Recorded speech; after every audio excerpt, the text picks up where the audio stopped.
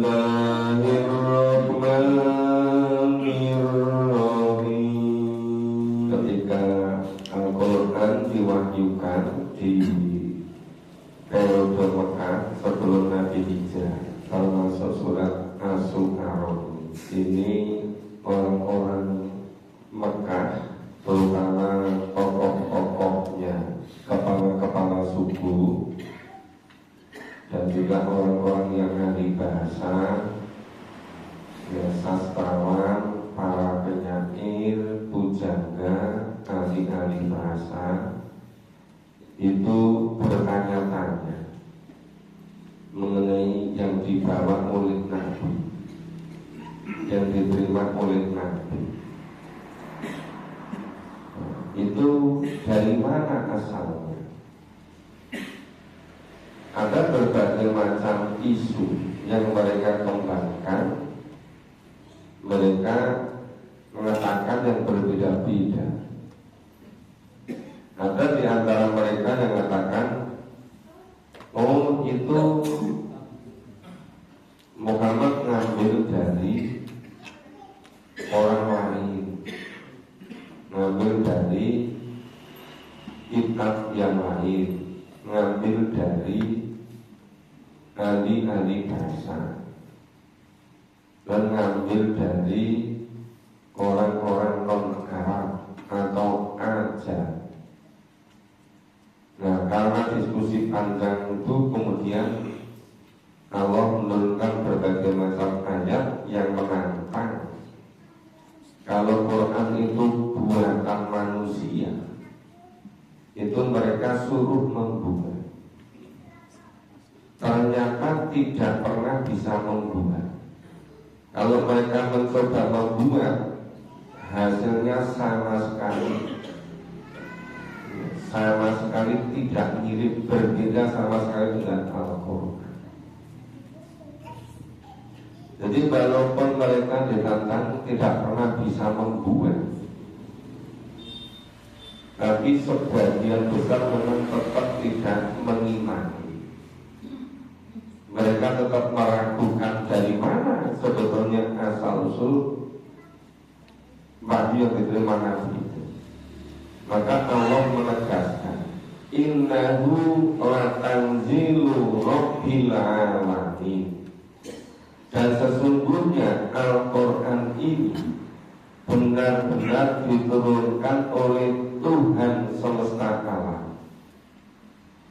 Nah, jadi asalnya Al-Quran itu semuanya dari Allah, bukan buatan manusia, bukan diambil dari orang-orang yang ahli nyusun bahasa, para penyair, bukan. Dan bukan ngambil dari orang-orang non-Arab atau ajam. Tapi Al-Quran itu diturunkan oleh Tuhan semesta alam.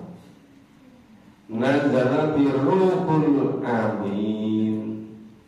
Al-Quran dibawa turun oleh Ruhul Amin, oleh malaikat Jibril.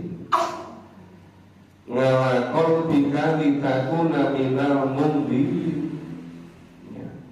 Wahyu Al-Quran yang dari Tuhan semesta alam dibawa turun oleh malaikat Jibril, diturunkan, diberikan kepada hati Nabi. Ngalakol bika, kanya kamu hati kamu, disitulah hati Nabi Muhammad, hati Rasulullah. Litakuna minal mundirin, supaya kamu menjadi salah seorang di antara orang-orang yang memberi peringatan. Nah, sehingga spekulasi, perkataan, isu yang dikembangkan oleh orang-orang yang tidak percaya pada Quran itu sama sekali tidak ada betulnya. Ya, sampai sekarang itu para orientalis Islamofobia ya memang tidak mempercayai, tidak meyakini kalau Al-Quran itu berasal dari Allah. Mereka tidak mengimani, mereka mempelajari sebagai objek ilmu, sebagai ilmu. Mereka tidak mempercayai, tidak meyakini kebenaran isinya. Nah, jadi walaupun mereka membaca, tetapi tidak bisa mengimani. Ya walaupun memang ada, tapi sangat sedikit. Ya orang-orang Barat yang mempelajari Quran kemudian yang masuk agama Islam karena kagum terhadap isi Al-Quran. Ya ada, tapi persentasenya kecil dari para orientalis. Nah, kemudian yang ayat 195, bilisanin arabiyyin mubin. Al-Quran diturunkan dengan bahasa Arab yang jelas. Al-Quran diturunkan dalam bahasa Arab karena Nabi yang diutus berbahasa Arab. Ya, Rasul yang diutus oleh Allah untuk memberikan peringatan itu berbahasa Arab. Maka wahyu Al-Quran diturunkan menggunakan bahasa Arab. Bilisanin arabiyyin mubin. Wa innahu lafi zuburil awwali. Dan sesungguhnya Al-Quran itu benar-benar ya, sudah tersebut dalam kitab-kitab yang dahulu. Misalnya masalah mengesahkan Allah, mentauhidkan Allah, memahasucikan Allah, menghambakan diri semata-mata pada Allah. Nah, itu sudah disebutkan pada kitab-kitab yang diturunkan dari Allah kepada Nabi Rasul sebelumnya. Maka disebutkan wa innahu lafi zuburil awwali. Dan sesungguhnya Al-Quran itu benar-benar tersebut dalam kitab-kitab ya orang-orang terdahulu. Ya, terutama masalah-masalah keimanan, masalah kisah, ya, kisah para nabi dengan kaumnya, kisah tentang penciptaan alam semesta, tentang penciptaan manusia. Itu sudah disebutkan pada kitab-kitab terdahulu. Itu isinya sama. Awalam yakul lahum ayatan ayat lahum.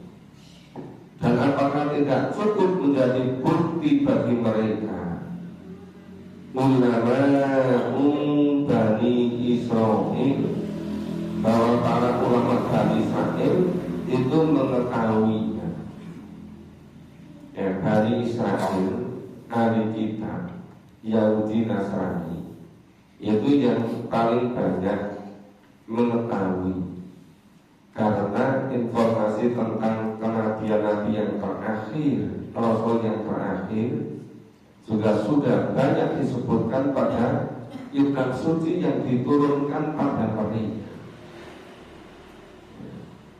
Maka kemudian kalau generasi-generasi berikutnya itu mereka tidak meyakini kalau Quran itu berasal dari Allah yang dibacakan oleh malaikat Jibril kepada Nabi, dan sebagian isinya itu disebutkan pada kitab-kitab terdahulu. Nah, kalau mereka nggak percaya, bisa jadi sebagian isi kitab-kitab yang sama tadi itu sebagian disembunyikan, sebagian diganti, dirubah-rubah. Tapi yang otentik, yang asli itu banyak kesamaan, terutama terkait dengan mengesahkan Allah, mentauhidkan Allah, memahasucikan Allah dari seluruh sembah-sembahan Allah, diri semata-mata pada Allah.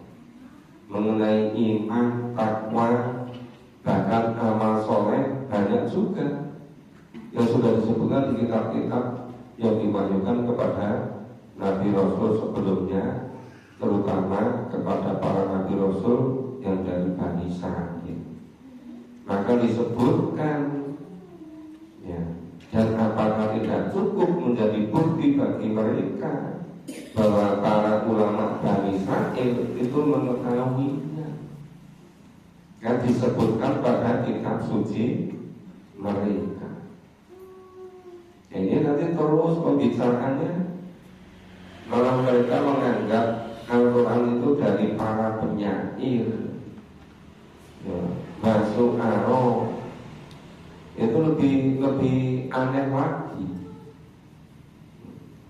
karena tidak mau meyakini bahwa Al-Quran berasal dari Allah yang dibacakan oleh malaikat Jibril kepada Nabi dengan menggunakan bahasa Arab sesuai dengan bahasa Nabi. Akhirnya mereka mencari, menganggap yang aneh-aneh, sesuatu yang sudah pasti, yang jelas, tapi dikabulkan oleh mereka. Ya, kita lanjutkan. A'udzu billahi minasyaitonir rajim. Itu ada istilah ajamin, itu yang di ayat 198. Ajamin, ajam itu selain dari Arab, dari luar Arab. Walau nazzalnahu ala ba'dil ajami. Dan kalau Al-Quran itu kami Allah menurunkan kepada salah seorang dari golongan bukan Arab, faqara'ahu alaihim ma kanu bihi mu'minin. Lalu ia membacakannya kepada mereka, orang-orang kafir, niscaya mereka tidak akan beriman kepadanya.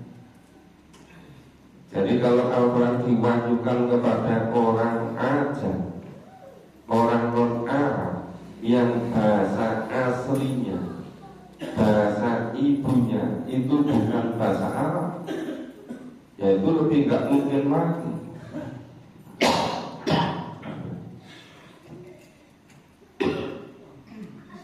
Ya karena wahyu diturunkan sesuai dengan bahasa asli Nabi Rasul yang diutus.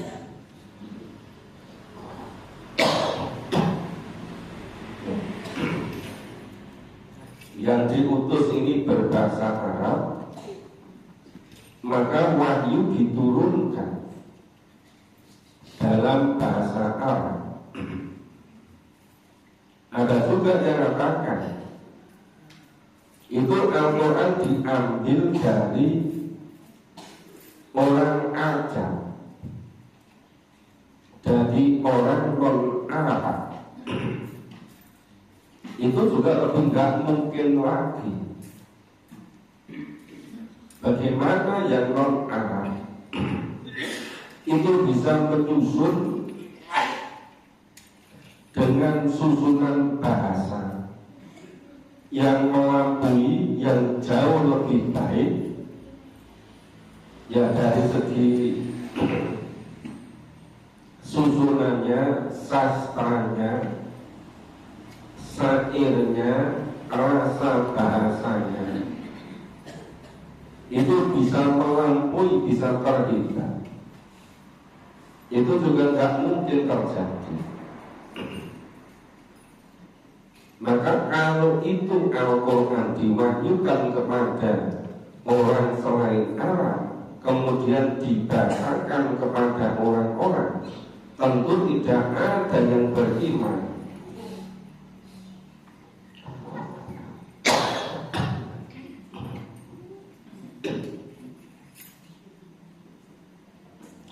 Kadzalika salaknahu fi qulubil mujrimin. Demikian kami Allah masukkan Al-Quran ke dalam hati. Ya, dimasukkan sama nahu. Demikian pula Al-Quran dimasukkan atau dibacakan kepada hati orang-orang mujrim, orang-orang yang durhaka. La yu'minuna bi, mereka tidak akan pernah bisa beriman hatta yarawul adzabal alim, hingga mereka melihat azab yang pedih. Nah, kapan itu lihat azab yang pedih? Azab yang pedih itu diperlihatkan biasanya ketika menjelang sakaratul maut dan ketika sudah di akhirat. Ya, itu mereka baru beriman ketika sudah diperlihatkan azab.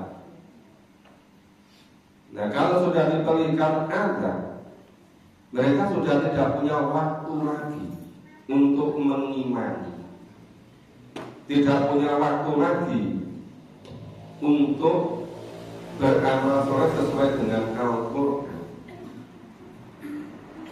Jadi kalau dikisahkan seperti yang terjadi pada Fir'aun, pada Qarun, ya yang terjadi pada semua orang yang ketika mau meninggal diberikan adab baru percaya kalau Al-Quran itu benar.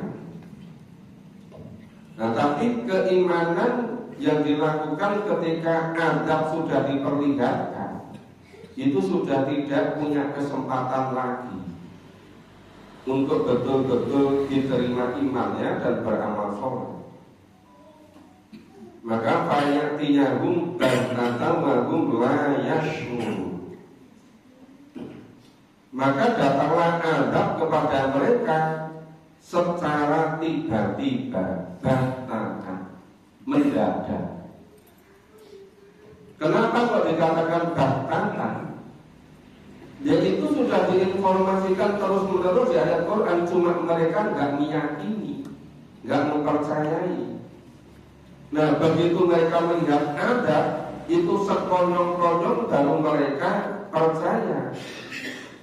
Tapi yang sekian lama sebelumnya, sudah berpuluh-puluh generasi, beratus-ratus tahun sebelumnya, ribuan tahun sebelumnya, wahum la yash'urun, sedang mereka tidak menyadarinya,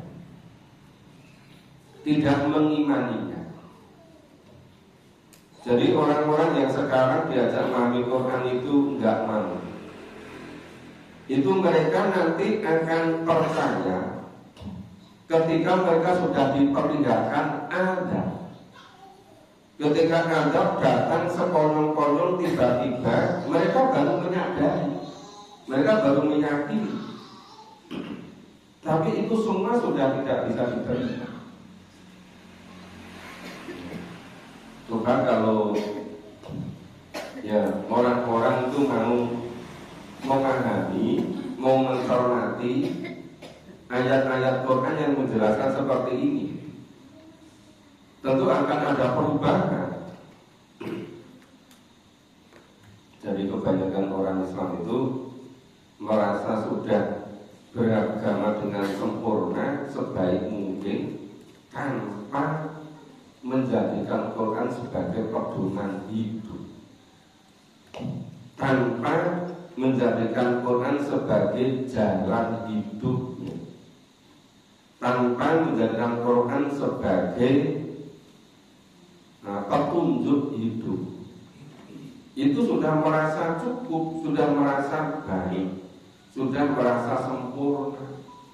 Itu nanti baru betul-betul menyesal ketika diperlihatkan azab.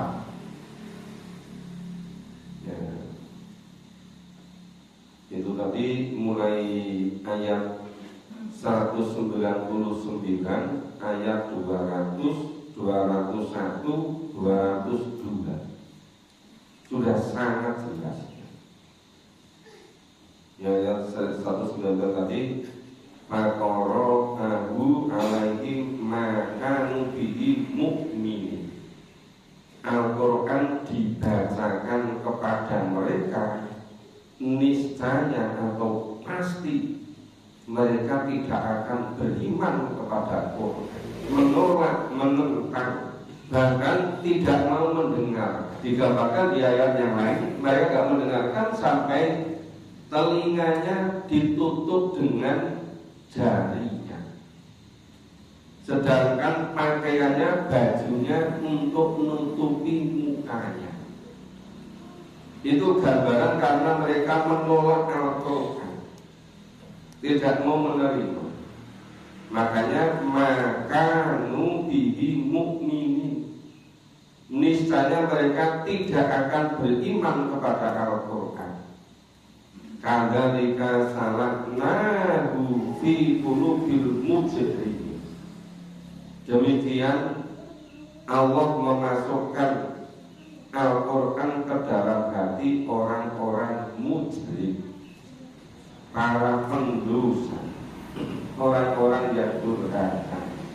Tentu la yu'minuna bihi, mereka tidak akan pernah mau beriman kepada Al-Quran hatta yarawul adzabal alim, sampai mereka melihat azab yang pedih.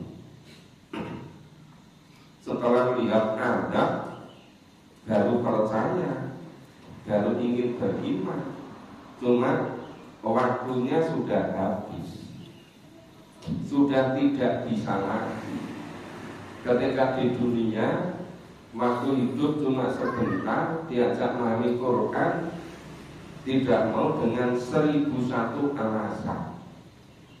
Kalau menggunakan waktu yang lain selalu punya waktu, tapi ketika diajak memahami Quran dengan berbagai macam alasan, itu biasanya kalau sudah menjelang ajal datang, sudah sakit-sakitan, tempatnya sudah di rumah sakit, atau perjalanan antara rumah sakit dengan rumah dengan rumah sakit, bolak-balik sebentar di rumah sakit, sebentar di rumah. Jadi orang nggak jelas ini rumah yang betul di rumah sakit atau di rumah yang mana. Saking seringnya ke rumah sakit, itu sudah mulai terasa, tapi sudah nggak punya kemampuan. Dulu ketika masih ya usia 60, 65, 67 masih mungkin, 70 masih mungkin, tapi nggak mau. Begitu sudah menjelang ajal, itu baru menyatakan beriman. Quran itu betul-betul ya benar ya. Itu kata yarawul adzabal alim. Ketika diperlihatkan adab yang pedih, ingin beriman. Yo ndek dari wopo. Meja pahami Quran ini ya kok merasa hebat kalau bertahan tidak mau memahami Quran, malah tok mulai keluar isin diri. Pokoknya aku ora bakal gelem. Lho, yang sing butuh ki sapa gitu. Kok ketoke kaya hebat-hebat kok. Baru berapa tahun berikutnya udah nggak berkutik sama sekali. Iya kan? Wah, hampir semua orang begitu. Nah, ini dijelaskan demikian jelas. Ayatnya maka datanglah azab kepada mereka dengan mendadak, sedang mereka tidak menyadarinya. Ya sudah, nggak bisa ditolong. Bentar lagi sudah ajal datang, hanya tinggal waktunya. Jadi esok sore awan bumi itu datang secara mendadak, sedang mereka tidak menyadari. Wahum la yashkur, Ini walaupun dijelaskan berkali-kali dalam Al-Quran, tapi tetap aja orang itu nggak banyak berubah. Sing senengi tulan-tulan tetap juga nggak mau berubah. Bulan ini, oh ini bulan. Buat dolan ini besok nek wis ning surga. Buat menahan diri sebentar lama di dunia itu orang merasa sabar. Tempat bersenang-senang itu besok di surga. Menunda kesenangan sebentar kira bisa sabar. Bola balik rono rini rono terus. Kok ditunda? Kesenangannya besok ketika di surga. Dunia bukan untuk itu. Difokuskan dulu sampai betul-betul paham Quran, sampai betul-betul menghayati, sampai betul-betul menjiwai Quran. Nah, kalau sudah bersenang-senangnya besok di akhirat, wis di kantor-kantornya rane batas akhir. Orang bakal ada selesainya, terus bahagia, terus senang terus.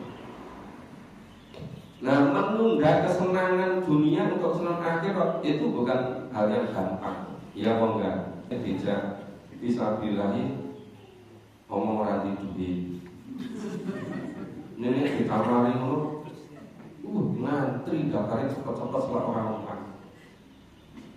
Ini sebabnya apa? Satu saja enggak itu yakin sama kebenaran Quran.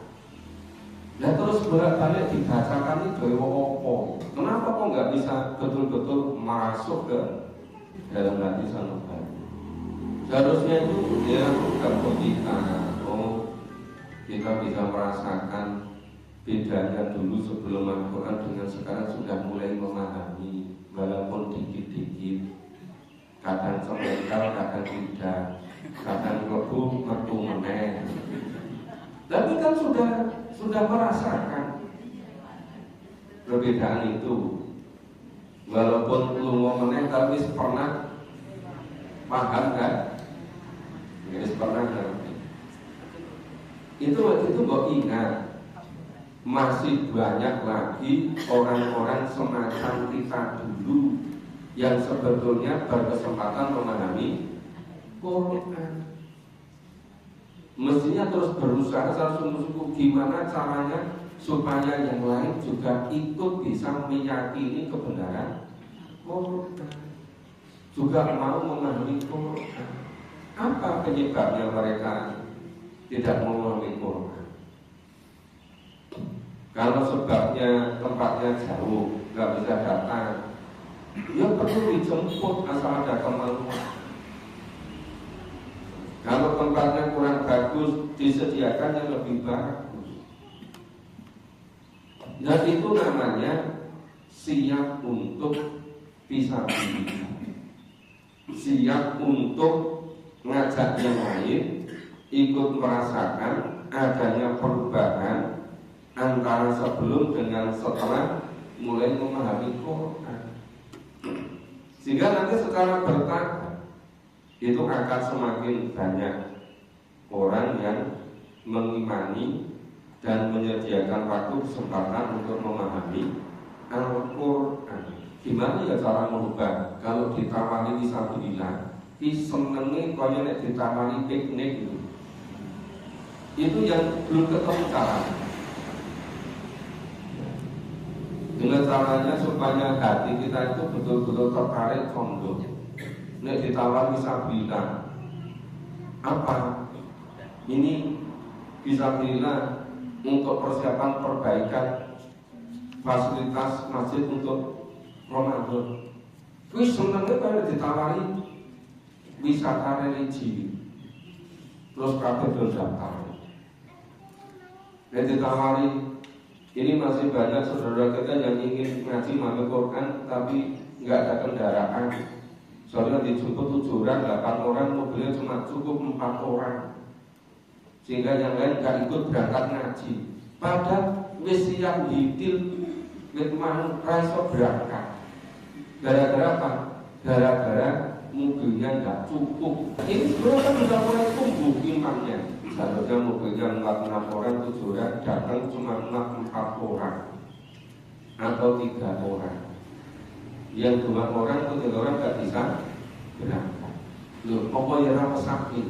Apa juga nggak kasihan kalau begitu? Nah, itu sebetulnya kalau kita betul-betul yakin kepada Quran, itu bisa disiapkan secara bersama-sama.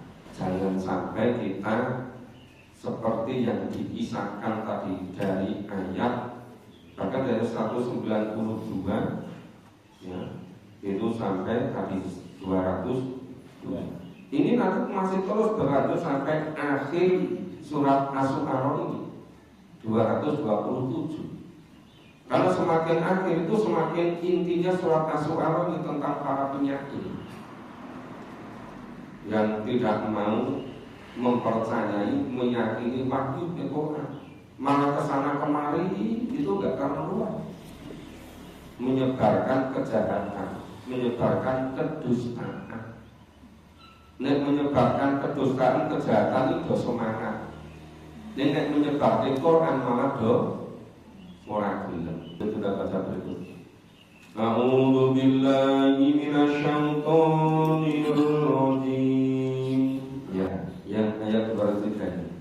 Ayaqulu, mereka sama mengatakan, mereka sopo. Itu tadi orang-orang ketika masih sehat, masih punya waktu, punya kesempatan, jamani Quran ora gelem. Rumangsa ora butuh. Ketika diperingatkan ke adab, kesiksa, baru ingin beriman, baru ingin meyakini kebenaran Quran.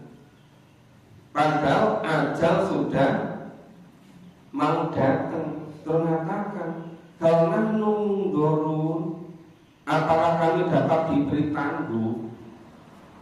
Iso ora nanti ditunda sih. Man tahun, korong tahun gitu loh. Ngatangke mani Quran. Ya dari 5 tahun, 3 tahun. Ora setengah tahun. Nek ora seminggu. Tanpa mengarah. Minta ajalnya ditunda. Terus dijawab, apa diada bina yastajilu, maka apakah mereka meminta supaya disegerakan adab dari Allah?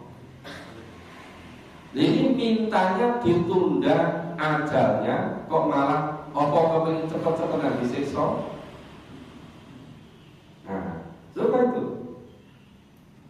Apa ra'aita imatta'na sini. Terus gimana pendapatmu jika Allah berikan kepada mereka kenikmatan hidup bertahun-tahun? Lihat terus sulit dunia 50 tahun, 60 tahun, 70 tahun, hampir 80 tahun, kok kurang suwe gitu loh. Padahal seharusnya kalau intensif isi koma tenangan aja memahami Quran 5 tahun insya Allah so ngerti di sini. Tapi dikasih umur 70 tahun kok kurang suwe. Dan ajalmu datang minta ditangguhkan, minta ajalnya ditunda. Ya jawab oleh Allah, lu apa kurang suwe lan bae umur iki. Lha urip ning donya iki kok kurang suwe. In mata'nahum sini. Ya. Allah sudah memberikan nikmat kepada mereka hidup di dunia bertahun-tahun. Sudah dikasih waktu itu bertahun-tahun, malah bolak-balik berkejar-kejar ngalor ngidul nikah mulon. Enggak karuan arahnya. Tapi ketika mau menjalan ajal, baru minta ditunda ajalnya, minta ditangguhkan. Dijawab oleh Allah, lu apa kurang suwe lan urip ning dunya iki. Sudah dikasih waktu bertahun-tahun. Immatana sini tumaja'ahum makanu yu'adun.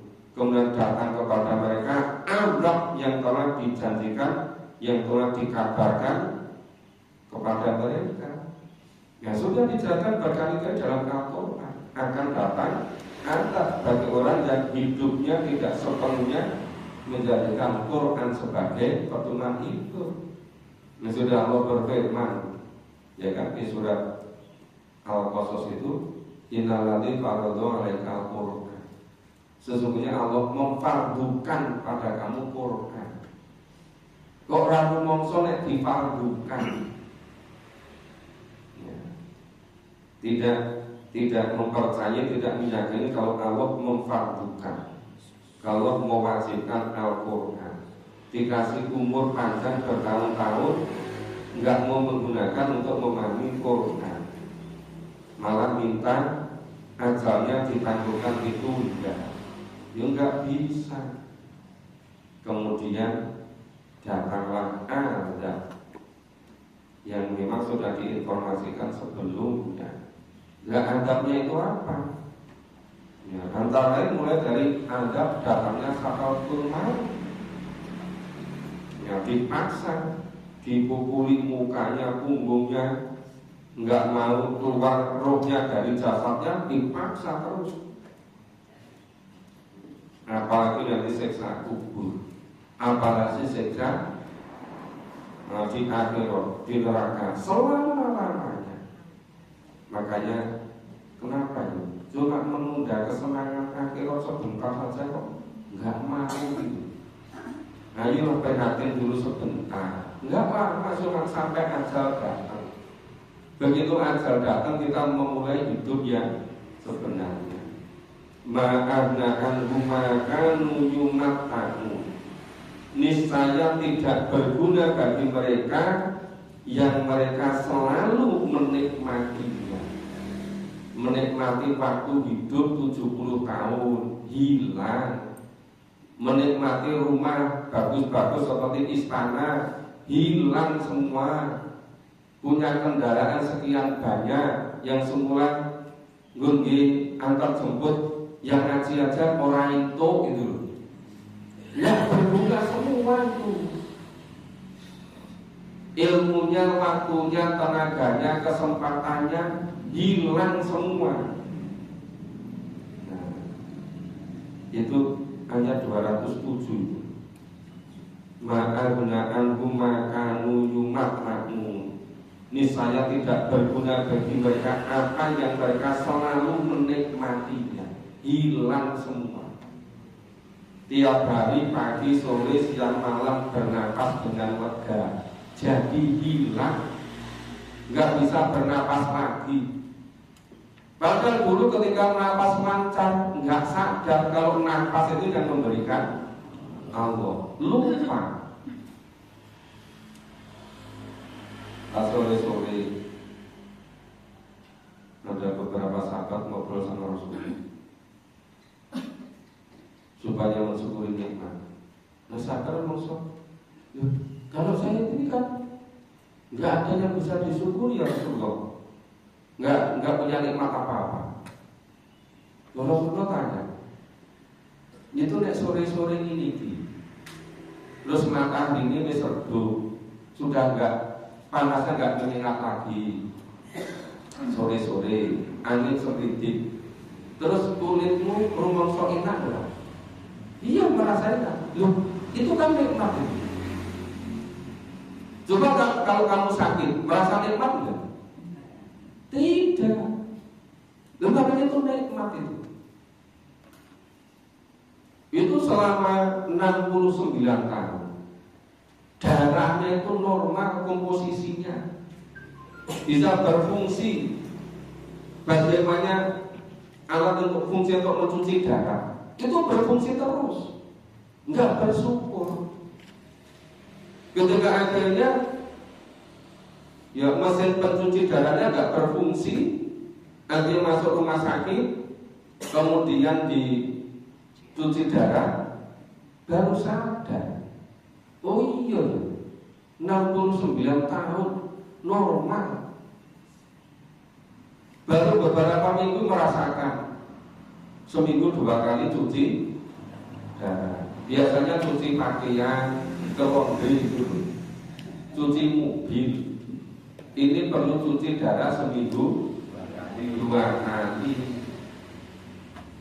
Ya ini, jadi dulu yang komposisi darah, sistem yang menciptakan demikian hebatnya, demikian berfungsi selama 67 tahun, enggak nyadari kalau itu nikmat.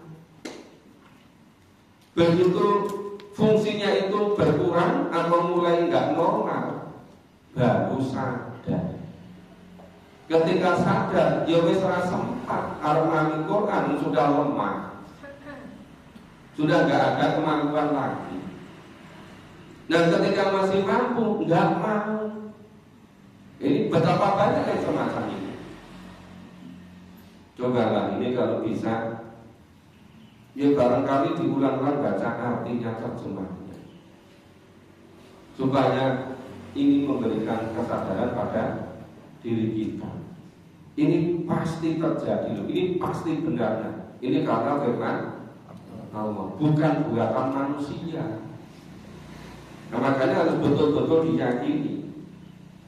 Nah, ingat ya, suatu ketika nanti seluruh nikmat yang diberikan pada kita itu semuanya akan hilang kalau kita nggak betul-betul bisa menggunakan.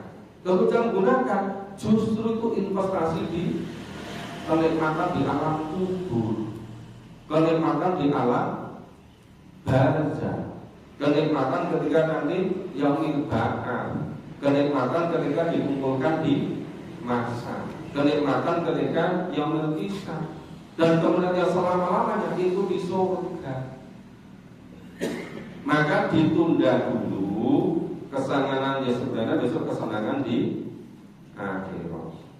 Demikian Bapak Ibu, sore pagi hari ini sampai ayat 207. Insya Allah kita lanjutkan besok pagi. Semoga bermanfaat. Mohon maaf kalau ada kurang dan salahnya. Kita akhiri dengan bacaan salam dan doa Rasulullah. Alhamdulillahirabbil alamin. Subhanallah wa bihamdika asyhadu an la ilaha illa anta astaghfiruka wa atubu ilaik. Assalamualaikum warahmatullahi wabarakatuh.